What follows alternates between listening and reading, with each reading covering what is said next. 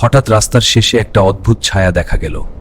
সব মানুষ যেন পাথরের মতো দাঁড়িয়ে আছে, কিন্তু সে একাই নড়তে পারছে।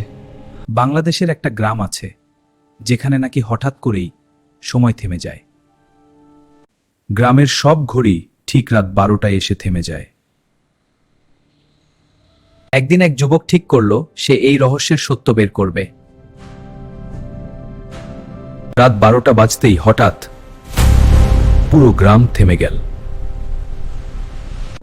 সব মানুষ যেন পাথরের মতো দাঁড়িয়ে আছে, কিন্তু সে একাই নড়তে পারছে। হঠাৎ রাস্তার শেষে একটা অদ্ভুত ছায়া দেখা গেল। ছায়াটা ধীরে ধীরে তার দিকে এগিয়ে আসতে লাগলো। আর তারপর সে বুঝল সময় থামার কারণটা আসলে এই ছায়া।